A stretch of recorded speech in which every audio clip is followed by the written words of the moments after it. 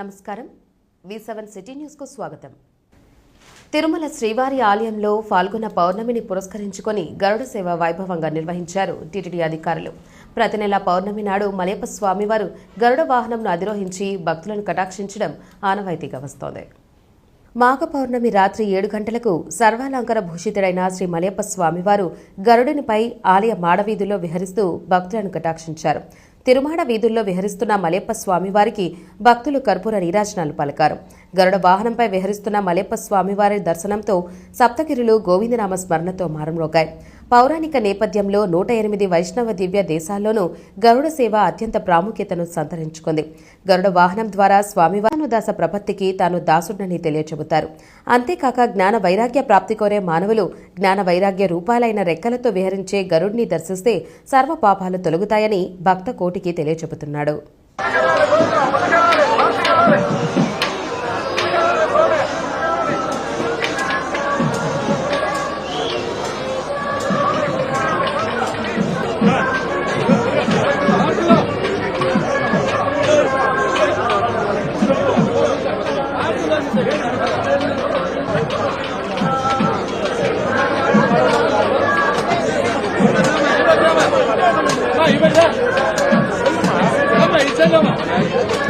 తిరుపతి నగరపాలక సంస్థ పరిధిలో గల గొల్లవానిగుంట క్రికెట్ మైదానంను Yadav corporation chairman Narasimha Yadav, municipal commissioner Narapureddy మౌర్యతో కలిసి అభివృద్ధి పనులను జిల్లా కలెక్టర్ వెంకటేశ్వర్ పరిశీలించారు. శుక్రవారం ఉదయం నగరపాలక సంస్థ పరిధిలోని ఆటోనగర్ నందు స్మార్ట్ సిటీలో భాగంగా గొల్లవానిగుంట క్రికెట్ గ్రౌండ్ అభివృద్ధి పనులు పరిశీలించి అనంతరం మీడియాతో కలెక్టర్ మాట్లాడుతూ మైదానం పనులు దాదాపు పూర్తయ్యాయని మరియు 65 మంది సీటింగ్ సామర్థ్యంతో పెవిలియన్ మరియు 315 మంది సభ్యుల సీటింగ్ సామర్థ్యంతో గ్యాలరీ పురోగతిలో ఉన్నాయని తెలిపారు. అన్ని ప్రాజెక్టులు మొత్తం విలువ 6 కోట్ల రూపాయలని, అందులో పూర్తయిన పనుల విలువ సుమారుగా 4.5 కోట్లని తెలిపారు. ఇంకా 1.5 కోట్ల రూపాయల పనులు పూర్తి చేయాల్సి ఉందని, ఇంటిగ్రేటెడ్ స్పోర్ట్స్ కాంప్లెక్స్ నిర్మాణం కొరకు అదనంగా శాప్ వారి నుండి 2 కోట్ల నిధులను మంజూరు చేస్తామని తెలిపారని అన్నారు. మన రూరల్ స్పోర్ట్స్ అయినటువంటి కబడ్డీ, ఖోఖో, వాలీబాల్ వంటివి ఇందులో నిర్వహించడానికి చర్యలు తీసుకుంటున్నామని అన్నారు. క్రికెట్ పిచ్లను ఈ నెలలోనే అందుబాటులోకి తేవడానికి చర్యలు తీసుకుంటున్నామని అన్నారు. మిగిలిన పనులు సకాలంలో పూర్తి చేసి శాప్ అథారిటీ వారికి అప్పగించడం జరుగుతోందని తెలిపారు. దాని నుండి వచ్చే ఆదాయాన్ని దాని అభివృద్ధి పనులకు, స్టేడియం నిర్వహణకు ఉపయోగించడం జరుగుతుందని తెలిపారు.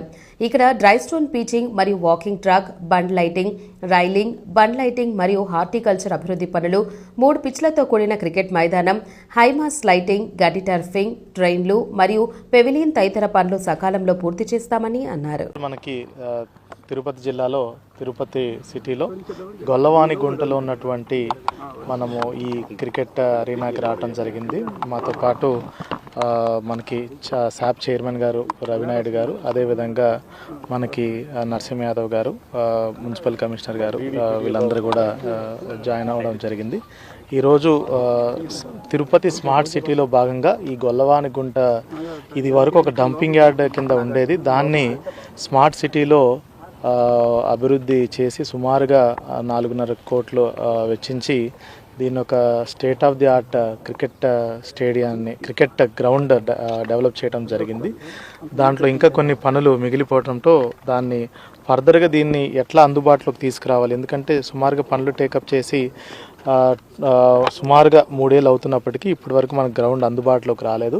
సో మనకి శాప్ చైర్మన్ గారి సలహాతో దీన్ని త్వరలోనే అందుబాటులోకి ఎట్లా తీసుకురావాలని మమ్మల్ని లాస్ట్ టైం కూడా ఒకసారి ప్లాన్ చేసుకోమన్నారు.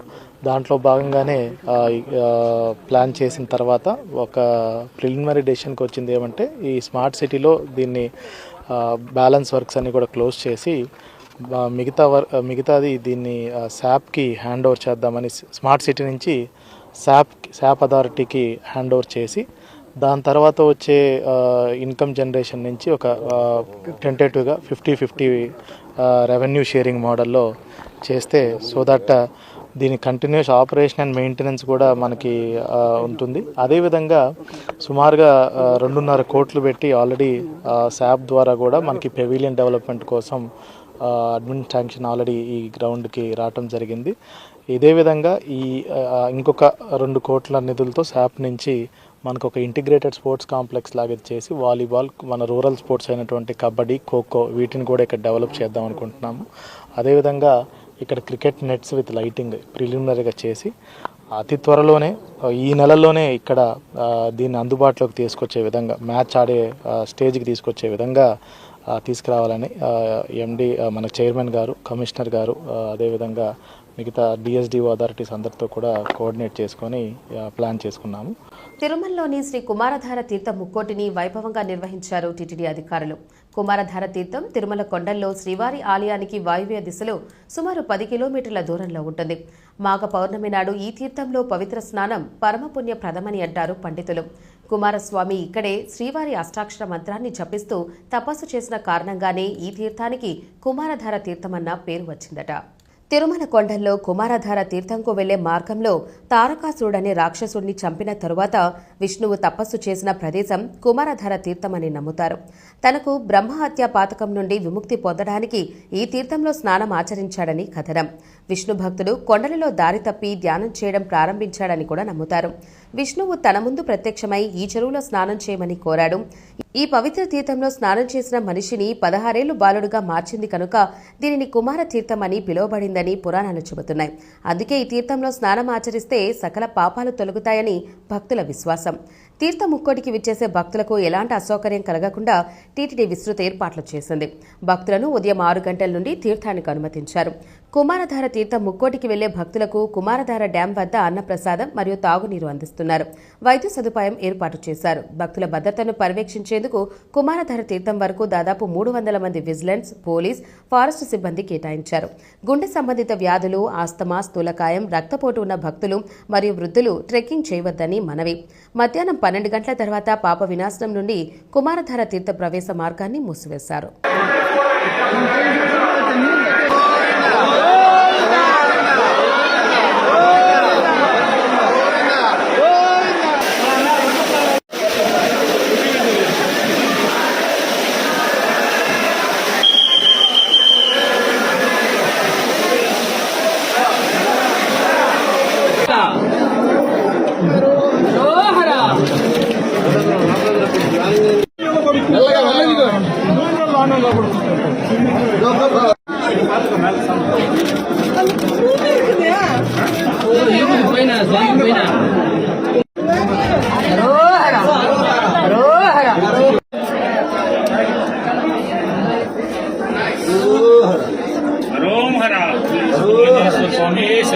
తిరుమల శ్రీ వెంకటేశ్వర స్వామివారిని ప్రముఖ సినీ కథానాయకి సంయుక్త మీనన్ దర్శించుకున్నారు. శనివారం ఉదయం వీఐపీ విరామ సమయంలో స్వామివారి సేవలో పాల్గొని మొక్కులు చెల్లించుకున్నారు. దర్శనానంతరం రంగనాయకుల మండపంలో వేద పండితులు వేదాశ్రవచనం అందించగా ఆలయ అధికారులు శ్రీవారి తీర్థ ప్రసాదాలు అందజేశారు. ఆలయం వెలుపల సంయుక్త మీనన్ మీడియాతో మాట్లాడుతూ స్వామివారి దర్శనం చాలా బాగా జరిగిందని అన్నారు. నేను కోరుకున్న దానికన్నా శ్రీ వెంకటేశ్వర స్వామి చాలా మంచి లైఫ్ ఇచ్చారని తెలిపారు. అఖండ 2 సెప్టెంబర్లో విడుదల కానుందని తెలిపారు. స్వయంభూ సినిమా కూడా త్వరలో విడుదల చేసేందుకు సన్నద్దమవుతున్నామని తెలిపారు. బాలకృష్ణ గారితో షూటింగ్ చాలా సరదాగా సాగుతోందని అన్నారు. సెట్ అంతా చాలా సరదాగా ఉంటోంది. బాలకృష్ణ గారితో మేజర్ పోర్షన్ షూటింగ్ జరగాల్సి ఉందని తెలియజేశారు.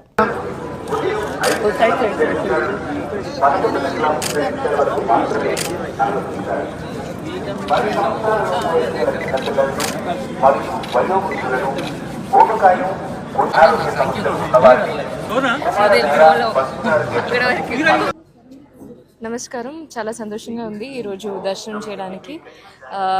ఆల్వేస్ బాలాజీ గారు has blessed me so much. I'm looking forward for this year. That's it. ఇంకేం చెప్పాలి 2-3 మూవీస్ ఐమ్ షూటింగ్. సెప్టెంబర్లో అఖండ 2 విల్ రిలీజ్. అదే నెక్స్ట్ రిలీజ్ అనుకుంటున్నా. స్వయంభూ కూడా we're planning the release date. అవును, ఇట్స్ గుడ్ అండి. It's like so much fun and so much energetic. So అందుకే set అంతా చాలా హ్యాపీగా ఎనర్జెటిక్గా ఎప్పుడు ఉంటారు. We're just started shooting. ఇంకా మేజర్ పోర్షన్స్ ఇంకా షూటింగ్ చేయాలి. ఉమ్మడి రాష్ట్రంలో 249 మంది ఎమ్మెల్యేల సిఫార్సుపై ఇచ్చిన దర్శనాలు నేడు ఎందుకు ఇవ్వడం లేదని మెదక్ ఎంపీ రఘునందన్ రావు ప్రశ్నించారు. తిరుమల శ్రీవారిని శుక్రవారం ఉదయం వీఐపీ విరామ సమయంలో స్వామివారి సేవలో పాల్గొని మొక్కులు చెల్లించుకున్నారు. దర్శనానంతరం రంగనాయకుల మండపంలో వేద పండితులు వేదాశ్రవచనం అందించగా ఆలయ అధికారులు శ్రీవారి తీర్థ ప్రసాదాలు అందజేసి పట్టు వస్త్రంతో సత్కరించారు. ఆలయంలో మీడియాతో మాట్లాడుతూ ఫిబ్రవరి 1వ తేదీ నుంచి తెలంగాణ ప్రజాప్రతినిధుల సిఫార్సు లేఖలను స్వీకరిస్తామని బోర్డు నిర్ణయం తీసుకుందని తెలిపారు. కూటమి ప్రభుత్వం అధికారంలోకి వచ్చిన అనంతరం సీఎం చంద్రబాబు నాయుడు తెలంగాణ ప్రజాప్రతినిధుల సిఫార్సు లేఖలపై నిర్ణయం తీసుకున్నారని అన్నారు. మార్చి మాసం ముగుస్తున్న నిర్ణయం మాత్రం తిరుమలలో అమలు కాలేదని అన్నారు. వివక్ష పట్ల టీటీడీ బోర్డు ఆలోచన చేసి మంచి నిర్ణయం తీసుకోవాలని కోరారు. తెలంగాణ ప్రజాప్రతినిధుల సిఫార్సు లేఖలు స్వీకరించాలని, దీనిపై బోర్డు అత్యవసర సమావేశం ఏర్పాటు చేసి తెలంగాణ ప్రజాప్రతినిధుల లేఖలు స్వీకరించాలని డిమాండ్ చేశారు. తెలంగాణ ప్రాంత ఎమ్మెల్యేలు, తెలంగాణ ప్రాంత ప్రజాప్రతినిధులు, ఎంపీలు పంపిస్తున్నటువంటి లెటర్లని ఫిబ్రవరి 1వ తారీఖు నుంచి హానర్ చేస్తామని చెప్పి బోర్డులో ఒక తీర్మానం చేసింది. ఉమ్మడి ఆంధ్రప్రదేశ్ ఉన్నప్పుడు 294 మంది ఎమ్మెల్యేలు సిఫార్సు చేస్తే ఆ రోజు తిరుమలలో పైన అకామిడేషన్ ఉంది, దర్శనానికి బ్రేక్ దర్శనం ఇవ్వడానికి అవకాశం ఉంది. ఆంధ్రప్రదేశ్ రాష్ట్రం విడిపోయి ఆంధ్రప్రదేశ్ తెలంగాణ 2 రాష్ట్రాలుగా విడిపోయిన తర్వాత తెలంగాణ ప్రాంత ఎమ్మెల్యేలు, ఎంపీలు, ఎమ్మెల్సీలు ఇస్తున్న ఉత్తరాలని చంద్రబాబు నాయుడు గారి ప్రభుత్వం వచ్చిన తర్వాత ఫిబ్రవరి 1వ తారీఖు నుంచి హానర్ చేస్తామని చెప్పి కొత్త కమిటీ బీఆర్ నాయుడు గారి నాయకత్వంలో చెప్పడం జరిగింది. Now we're in the mid of March. Telangana ప్రాంత ప్రజాప్రతినిధులు ఒకటే కోరుకుంటున్నారు, 294 మంది ఎమ్మెల్యేల లేఖలని అకామిడేట్ చేయగలిగిన టీటీడీ ఈరోజు కేవలం 153 మంది ఆంధ్ర ప్రాంత ఎమ్మెల్యేలకే పరిమితం కావడం అనేది బాధాకరమైనటువంటి విషయం. ముఖ్యమంత్రి గారు అలో చేస్తామని చెప్తారు, బోర్డు అప్రూవల్ అయిందని చెప్తారు. అరే, తెలంగాణ ప్రజలు మా ఎమ్మెల్యేల నుంచి, ఎంపీల నుంచి ఒక ఉత్తరం తీసుకొని పోతే తిరుమలలో దర్శనం కావాలని కోరుకుంటున్నారు. దీనికి నానా రకాలైనటువంటి ఇబ్బందులు. లెటర్లు ఇవ్వమని వాళ్ళే చెప్తారు, అకామిడేషన్ లేదని వాళ్ళే చెప్తారు. దయచేసి ఈ వివక్ష పట్ల తిరుమల తిరుపతి దేవస్థానం బోర్డు ఆలోచించాలి. ఉమ్మడి ఆంధ్రప్రదేశ్ ఉన్నప్పుడు ఏ రకంగానైతే మొత్తం ఆంధ్రప్రదేశ్లో ఉన్న ఎమ్మెల్యేలు, ఎంపీల ఉత్తరాలని అగ్రీ చేసి భక్తులకి దర్శనాలు ఇచ్చిండ్రో, తెలంగాణ ప్రాంత ఎమ్మెల్యేలు, ఎంపీలకు సంబంధించిన భక్తుల దర్శనాలని ఇప్పుడు ఎగ్జామ్స్ అయిపోతున్నాయి. ప్రతి తల్లిదండ్రులు తమ పిల్లల్ని తీసుకొని తిరుమలకి రావాలనుకుంటారు. ఈ టైంలో కూడా బోర్డు మా ఉత్తరాలని అనుమతించకపోవడం అనేది బాధాకరమైనటువంటి విషయం. వెంటనే బోర్డు అత్యవసర సమావేశాన్ని ఏర్పాటు చేయాలి. ముఖ్యమంత్రి చంద్రబాబు నాయుడు గారు స్పందించాలి. తెలంగాణ ప్రాంత ప్రజాప్రతినిధులు వెంటనే కోరుతున్నటువంటి డిమాండ్, మా ఉత్తరాలని హానర్ చేయాలి, మా ప్రాంతం నుంచి వచ్చినటువంటి భక్తులకి సౌకర్యాలు కల్పించాలి, దర్శనాలు ఇప్పించాలి. It is purely demand of the Telangana people, irrespective of the parties. అందరు ప్రజాప్రతినిధులు అడుగుతున్నటువంటి న్యాయమైన కోరిక ఇది. దీన్ని హానర్ చేస్తామని చేయాలని బోర్డు చెప్పింది కాబట్టి వెంటనే దీని మీద నిర్ణయం తీసుకోవాలి. ఎండాకాలం సెలవులలో బరాబర్ ఉత్తరాలు పంపిస్తాం. మా ఉత్తరాలను హానర్ చేయకపోతే అందరూ ప్రజాప్రతినిధులు ఒక రోజు వస్తాం. We will see what the TTD will do. Thank you. భగవంతుని సమక్షం లోపల ఇంతకంటే ఎక్కువ అప్పీల్ చేయాల్సింది ఏం లేదు. తెలంగాణ ఎమ్మెల్యేలు, ఎంపీల ఉత్తరాలని వెంటనే రేపటి నుంచి గౌరవించాలి. EO and the TTD board chairman has to respond on this. Thank you. Telugu రాష్ట్రాల్లో ఎండలు మండిపోతున్నాయి. ప్రజలు ఉక్కపోతతో అల్లాడుతున్నారు. కానీ తిరుమల ఘాట్ రోడ్లో మాత్రం మంచు కురిసి మేఘాలు కమ్ముకున్నాయి. ఘాట్ రోడ్లో వెళ్తున్న సమయంలో ఆకాశం కిందకు పడిపోయి మేఘాలు చూసి ఆహ్లాదకరంగా అనిపించింది. వేసవి కాలంలో మంచు కురిసి చల్లదనంతో పాటు వాతావరణం ఆహ్లాదంగా మారింది. భక్తులు బాణుడి కిరణాల తాపానికి అందమైన మేఘాలు చూసి వారి సెల్ ఫోన్లో ఫోటోలు తీసుకున్నారు.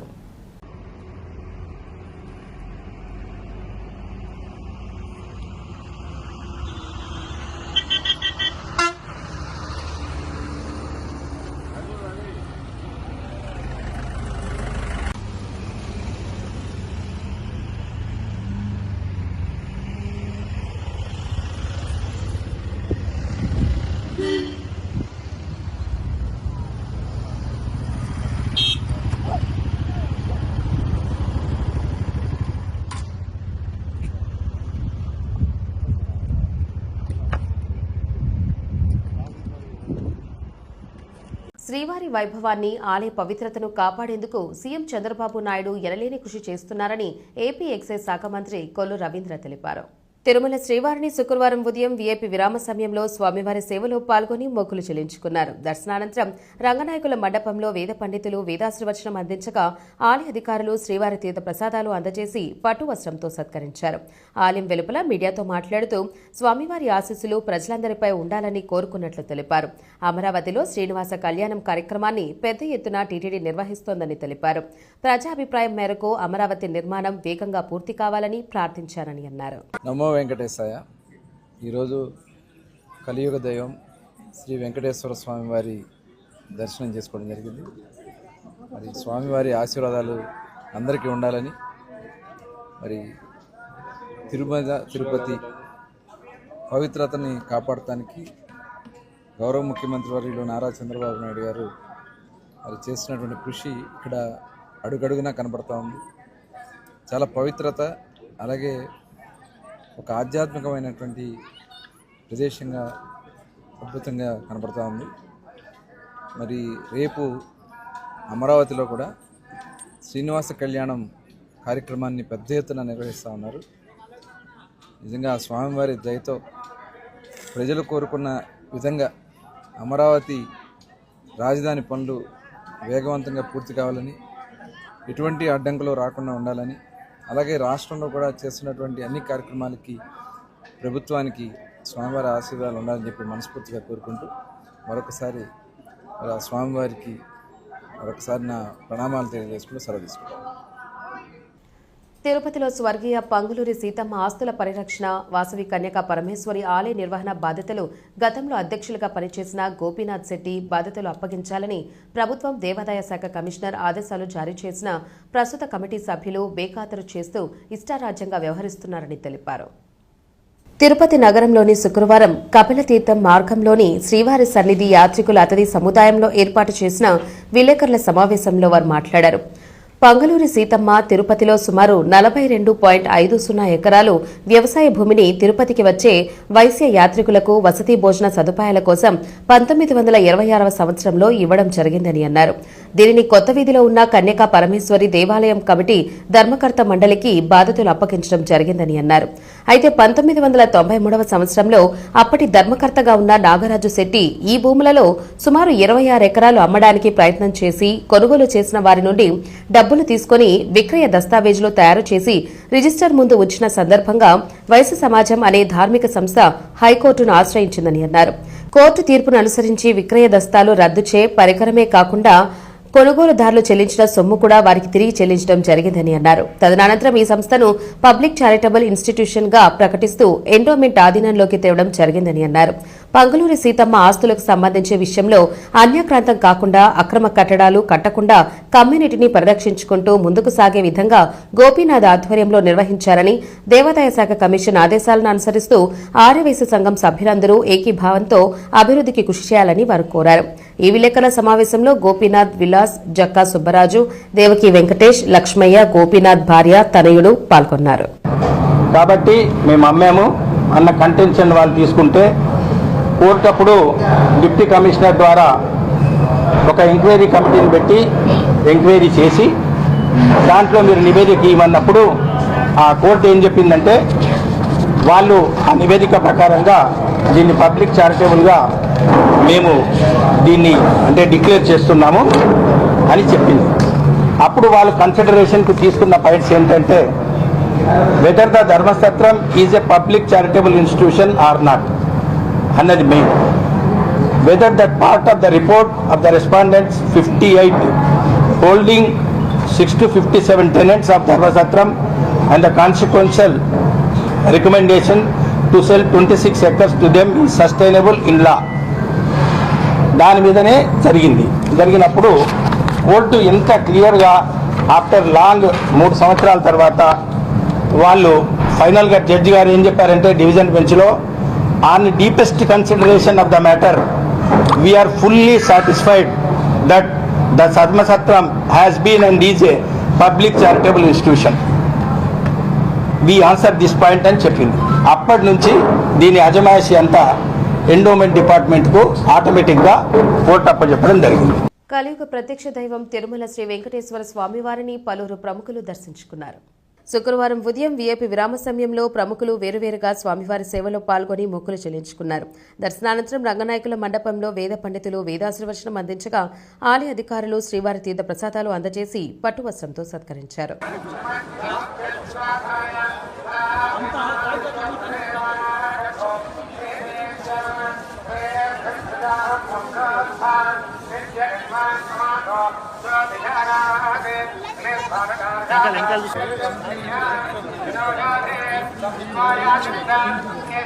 సేవలకు జరగాలి.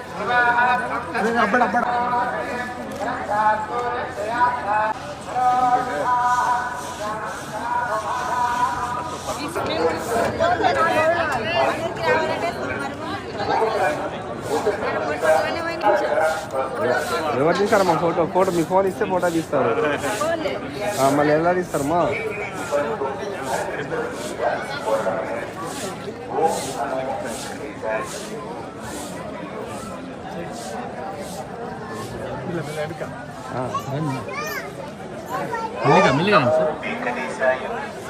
భక్తులకు విజ్ఞప్తి, కుమారధార ముఖ్య విజ్ఞప్తి. భక్తులను ఉదయం 5:30 నుంచి ఉమ్మడి ఆంధ్రప్రదేశ్లో ఉన్నప్పుడు తెలంగాణ నుంచి కూడా అనేక మంది వచ్చే భక్తులకు అక్కడ ఉన్నటువంటి గౌరవ శాసనసభ్యుల లేఖలకు, శాసనమండలి సభ్యుల లేఖలకు సిఫారసుతో ఇక్కడ మరి దర్శన భాగ్యం కల్పించేవాళ్ళు. ఈ మధ్యలో తెలంగాణ నుంచి వచ్చేటువంటి శాసనసభ్యులకు సంబంధించి, శాసనమండలికి సంబంధించి, పార్లమెంట్కి సంబంధించినటువంటి సిఫారసు లేఖలకు అక్కడ భక్తులకు దర్శన భాగ్యం కలిగించాలని మా గౌరవ ముఖ్యమంత్రి రేవంత్ రెడ్డి గారు ఇక్కడ ఆంధ్రప్రదేశ్ ముఖ్యమంత్రి శ్రీ చంద్రబాబు నాయుడు గారికి లేఖ రాయగానే వారు ప్రభుత్వ పక్షాన్ని ఒప్పుకోవడం జరిగింది గత 2 మాసాల క్రితం, 3 మాసాల క్రితం కూడా. కానీ ఇప్పటివరకు ఇంకా టీటీడీ అధికార యంత్రాంగం తరఫున ఆ లేఖల సిఫారసు తెలంగాణ నుంచి వచ్చేటువంటి వారికి సంబంధించిన లేఖలు ఇంకా తీసుకోవడం లేదు. కాబట్టి ఈ సందర్భంగా నేను ఇక్కడ ఉన్నటువంటి ఆలయ ఈఓ గారికి, ఆలయ చైర్మన్ గారికి మా తెలంగాణ ప్రభుత్వ పక్షాన ఇప్పటికే మా ముఖ్యమంత్రి గారు ఇచ్చినటువంటి లేఖ ఆధారంగా ఇక్కడ ముఖ్యమంత్రి చంద్రబాబు నాయుడు ఇచ్చినటువంటి ఆదేశాలకు అనుగుణంగా తెలంగాణ నుంచి వచ్చే భక్తులకు కూడా అక్కడ శాసనసభ్యులు, శాసనమండలి సభ్యులు, పార్లమెంట్ సభ్యులు, మంత్రులు ఇచ్చేటువంటి సిఫారసు లేఖ తీసుకుంటారు. సిఫారసు లేఖలు తీసుకొని వారికి కూడా దర్శన భాగ్యం త్వరగతిన శ్రీ వెంకటేశ్వర స్వామి వారిది కలిగే విధంగా చూడాలని చెప్పని ఇక్కడ ఉన్నటువంటి టీటీడీ బోర్డు చైర్మన్, సభ్యులు, ఈఓ గారికి కూడా సందర్భంగా కోరుతా ఉన్నాను. జనసేన పార్టీ రాష్ట్ర నాయకులని చెప్పుకుంటూ దారం హరి, దారం అనితలు తన వద్ద నుంచి 1.5 లక్షల రూపాయలు తీసుకుని అపర్ణ ఓవర్సీస్ ప్రైవేట్ లిమిటెడ్ ద్వారా మదనపల్లె పీలేర్లలో కాంట్రాక్ట్ వర్కులు చేసుకోమని మోసపూరిత మాటలు చెప్పి డబ్బులు కాజేశారని, 2 నెలలు వర్క్ అనంతరం తనకు రావాల్సిన 10 లక్షల రూపాయలు అడిగితే తన మీద సంబంధించిన వ్యక్తుల చేత ఫోన్లు చేసి బెదిరిస్తున్నారని కలికిరి మండల జనసేన పార్టీ మాజీ అధ్యక్షులు అస్రాం తెలివి ఆవేదన వ్యక్తం చేశారు. తిరుపతి ప్రెస్ క్లబ్లో శుక్రవారం జరిగిన మీడియా సమావేశంలో ఆయన మాట్లాడారు. నా పేరు అస్లాం. నేను జనసేన పార్టీలో మాజీ మండల అధ్యక్షుడిని. మాజీ అని ఎందుకన్నానంటే 2 రోజుల క్రితం కూడా నేను అధ్యక్షుడిగానే ఉన్నాను. కొన్ని వివాదాల వల్ల నన్ను తొలగిస్తున్నారు అని చెప్పేసి పసుపులేటి హరిప్రసాద్ గారు, అలాగే మా ఇన్ఛార్జ్ పీలేర్ కాన్స్టిట్యుయెన్సీ ఇన్ఛార్జ్ అయినటువంటి దినేష్ గారు నన్ను తొలగించడం జరిగింది.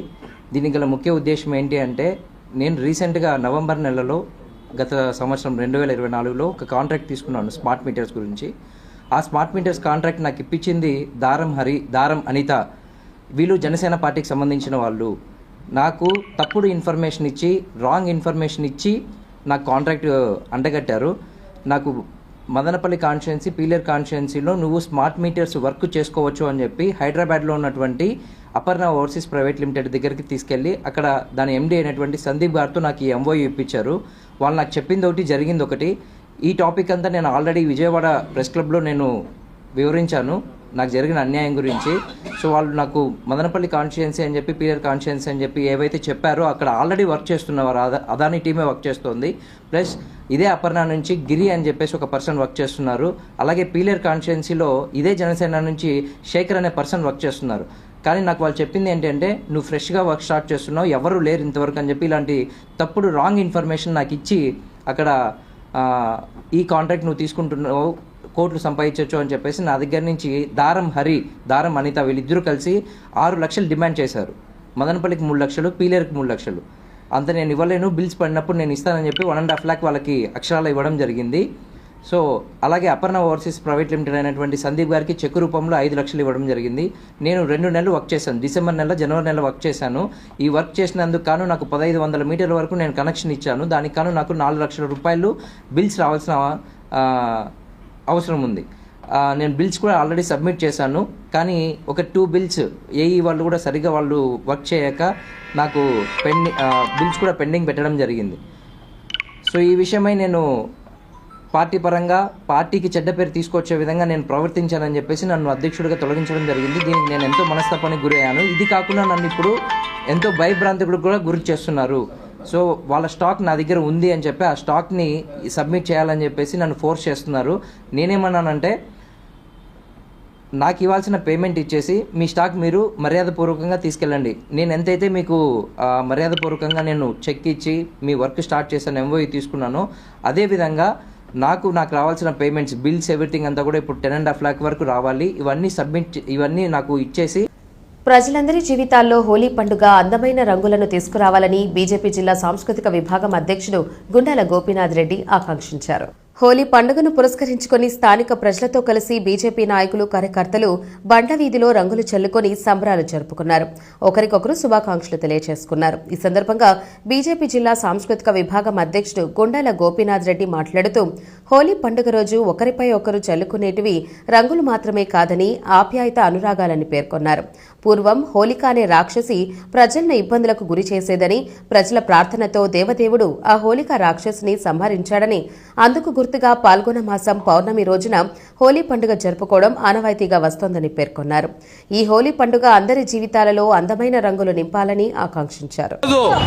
హోలీ సందర్భంగా హోలీ పండుగను స్థానిక తిరుపతిలో బండ్ల వీధి సర్కిల్లో భారతీయ జనతా పార్టీ నాయకులు, కార్యకర్తలు, అలాగే ఇక్కడ షాపులు పెట్టుకుని నివసిస్తున్న మార్వాడి రాజస్థాన్ సేట్లతో కలిసి ఈరోజు హోలీ పండుగ ఘనంగా జరుపుకున్నాం.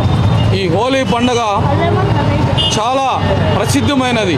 ఈ పండుగ రోజు అన్ని చెడు అలవాట్లన్నీ పక్కన తోయేసి మంచి ఆలోచనలతో, మంచి ఒడవడితో మనం హోలీ పండుగ జరుపుకొని హోలీ శుభాకాంక్షలు అందరూ జరుపుతున్నాం. అందరికీ మంచి కలగాలని ఈరోజు హోలీ పండుగ సందర్భంగా తెలియజేసుకుంటూ మన గౌరవ ప్రధాని నరేంద్ర మోడీ గారు, అలాగే యోగి ఆదిత్యనాథ్ గారు హోలీ పండుగను ఘనంగా జరుపుకోమన్నారు.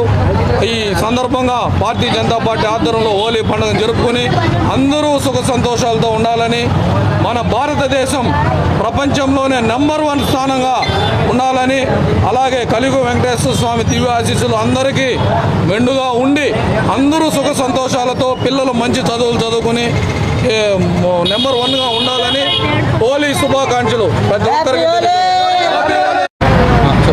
ఇవాళ యావత్ భారతదేశంలో కూడా హోలీ పండుగ నడుస్తుంది. హోలీ అంటే ఒక మన్మధుని మహాయేశ్వరుడి ద్వారా బంధించినటువంటి రోజు. ఆ సందర్భంగా భారతీయ ప్రజలందరూ కూడా ఆ కాలం నుంచి ఈ రోజు వరకు కూడా హోలీ జరుపుకుంటారు. ఆ సందర్భంగా భారతీయ జనతా పార్టీ తరఫున బండ్ల వీధిలో మార్వాడి షాపులలో మార్వాడీసు వాళ్ళ కుటుంబ సభ్యులతో ఇవాళ హోలీ పండుగ జరుపుకోవడం జరిగింది. చాలా సంతోషకరంగా ఉంది. ఈ వార్తలు ఇంతటితో సమాప్తం. నమస్కారం.